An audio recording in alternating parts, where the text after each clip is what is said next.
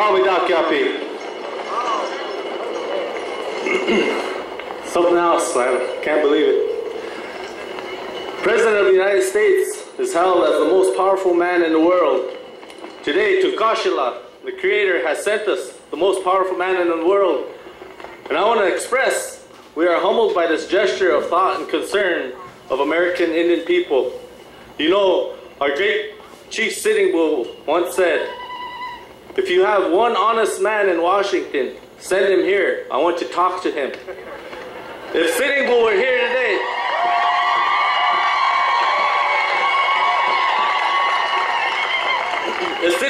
today, he would be honored, as I am, to have the President here talking to us.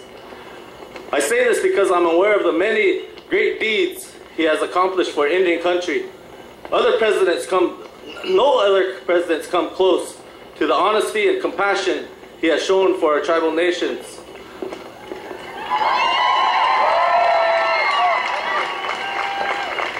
Under his administration, great settlements have been enacted that never would have happened without his administration's work to rectify historic wrongs, as in the cases of Cobell and Keepsigo.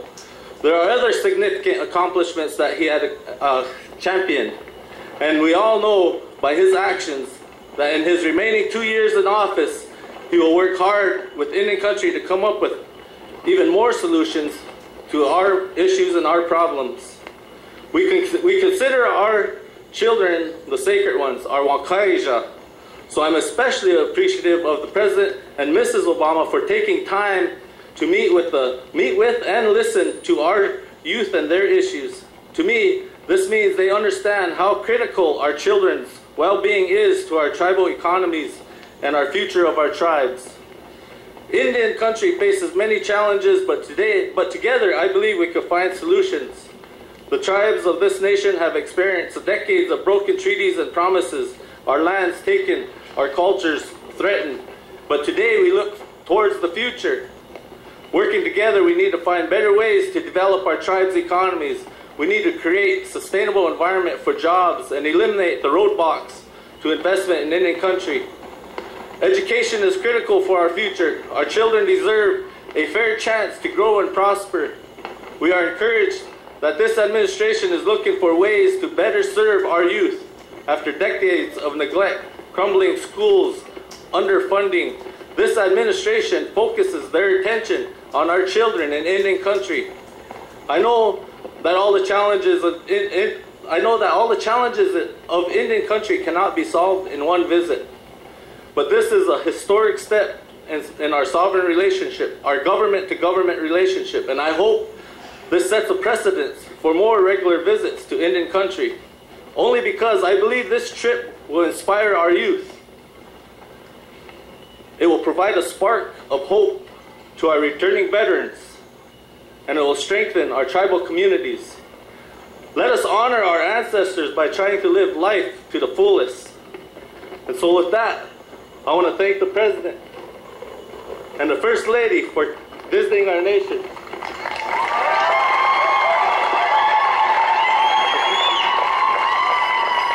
At this time, I want to call up Councilman Frank Whitebull and my Mahasani, Nicole Thunderhawk Arshambu, to help me present a gift to the President and the First Lady. You know, please know that these gifts, Mr. President, represent love and appreciation that my people have for great leaders.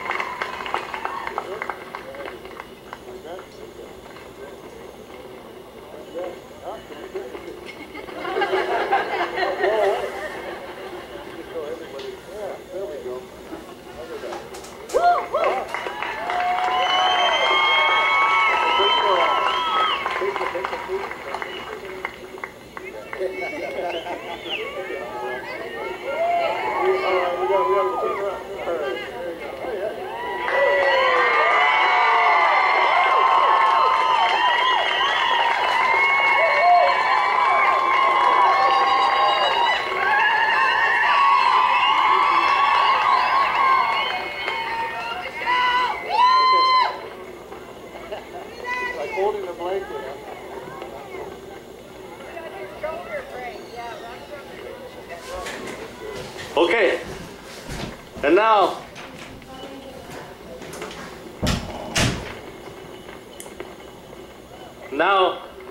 please welcome President of the United States, Mr. Barack Obama.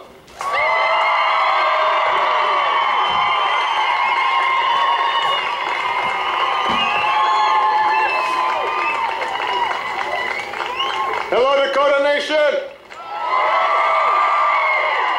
Hello, Lakota Nation. Chairman Ashambo, tribal leaders, people of Standing Rock, people of Indian country. Michelle and I are so honored to be in this sacred and beautiful place. It's easy to see why it's called God's country. And because I'm among friends, I'm going to try something in Lakota, but, you know, I can't guarantee it's going to come out perfect. Haumidako Yepi.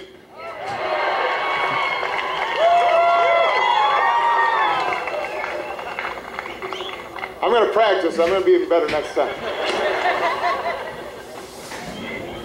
I love you back.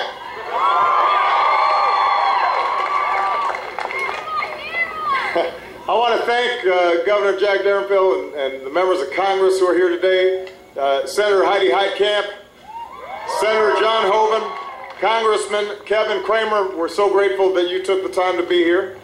And I know that your annual Flag Day powwow officially begins this evening, so we're a little early, but thank you for giving us a sneak peek of the celebration. And we are grateful for the chance to pay tribute to all the veterans of America's Armed Forces who have joined us here today, as well as those who have walked on and whose flags are proudly displayed here today.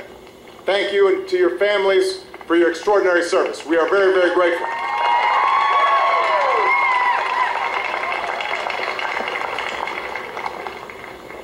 I also want to acknowledge our outstanding Secretary of the Interior, Sally Jewell, who is here.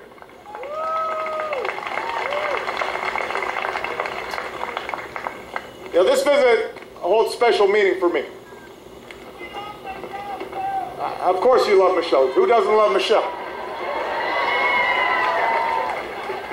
You know, when I was first running for president, I had the honor of visiting the Crow Nation in Montana. And today I'm proud to be making my first trip to Indian country as President of the United States.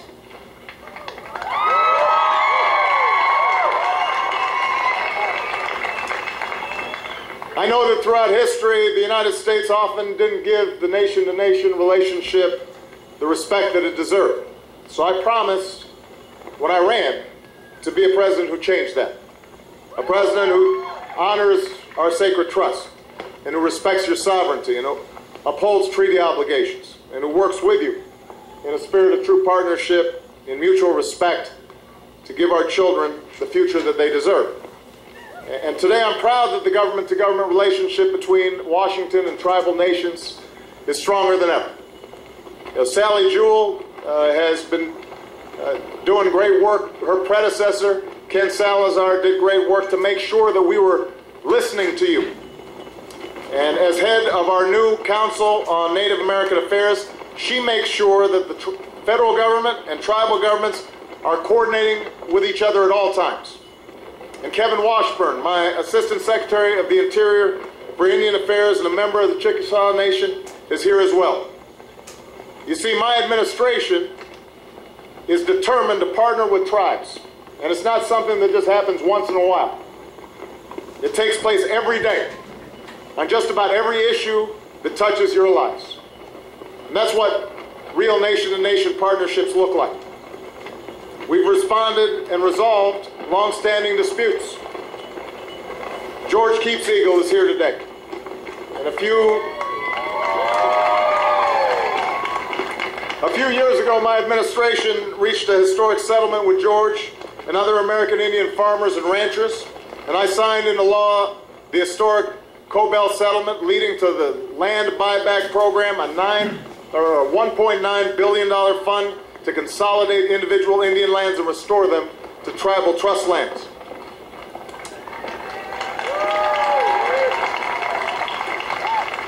We've made major investments to help grow tribal economies, investments in job training and tribal colleges, roads and high-speed internet, energy, including renewable energy. And thanks to the Affordable Care Act, Native Americans, like all Americans, finally have access to quality, affordable health care.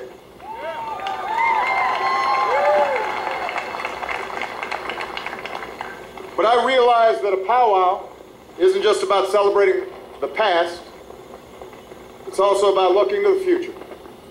It's about keeping sacred traditions alive for the next generation, for these beautiful children. So here today I want to focus on the work that lies ahead, and I think we can follow the lead of Standing Rock's most famous resident, Chief Sitting Bull.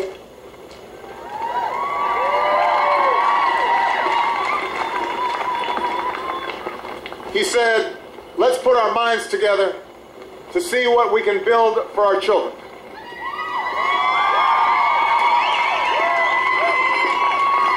So let's put our minds together to build more economic opportunity in Indian country, because every American, including every Native American, deserves the chance to work hard and get ahead. Everybody.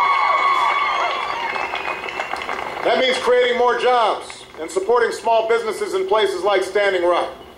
Because young people should be able to live and work and raise a family right here in the land of your fathers and mothers.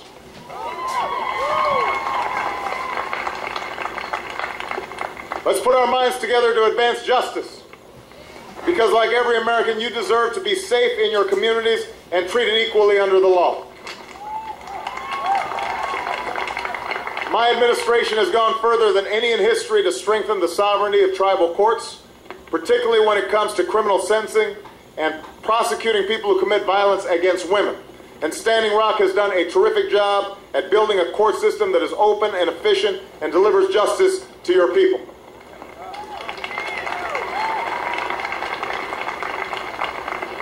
So we want to support more tribes as they follow your lead and strengthen justice in our communities. And that includes protecting important rights like the right to vote, because every Native American deserves a voice in our democracy.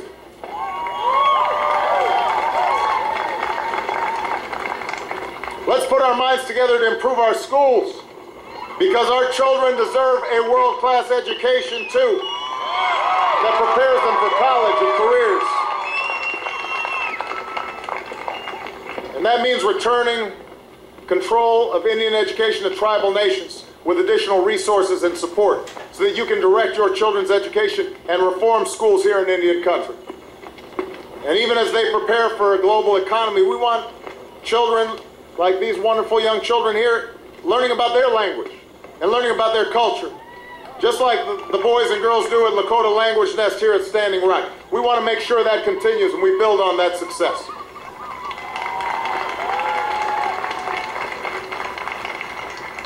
You know, before we came here, Michelle and I sat with an amazing group of young people. I love these young people. I only spent an hour with them. They feel like my own. And you should be proud of them, because they've overcome a lot, but they're strong and they're still standing and they're moving forward.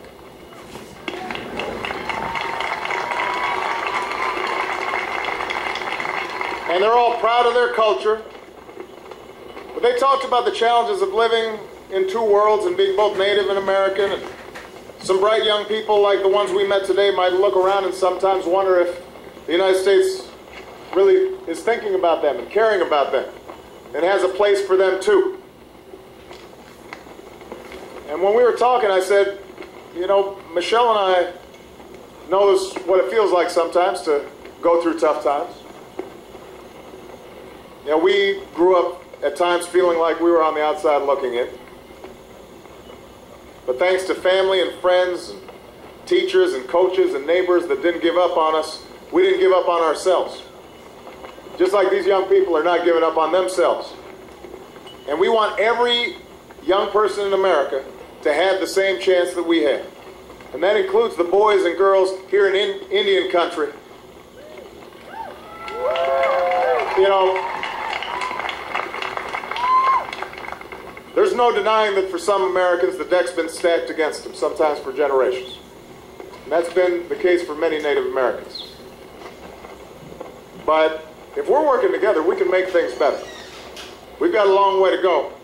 But if we do our part, I believe that we can turn the corner. We can break old cycles. We can give our children a better future. I know, because I've talked to these young people, I know they can succeed.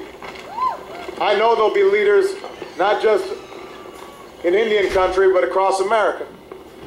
And we've got to invest in them and believe in them and love them. And that starts from the White House all the way down here.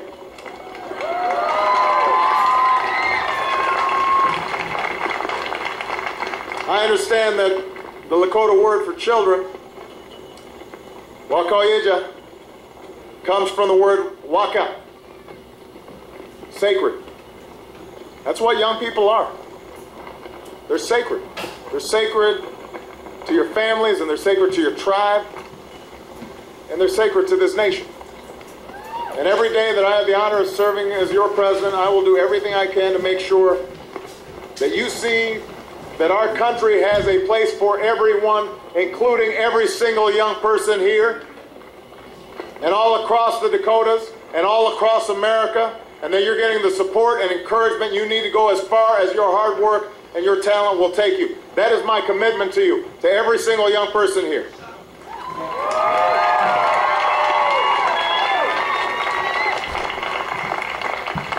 Now, this community has made extraordinary contributions to the United States. Just look at all these flags. So many Native Americans have served our country with honor and with courage. And now it's up to us to keep strong what they've built. To keep America the place where no matter who you are and what you look like or where you come from, you can make it. And that you don't have to give up your culture to also be part of the American family. That's what I believe, and coming here today makes me believe it that much more. Thank you. God bless you. God bless the United States of America.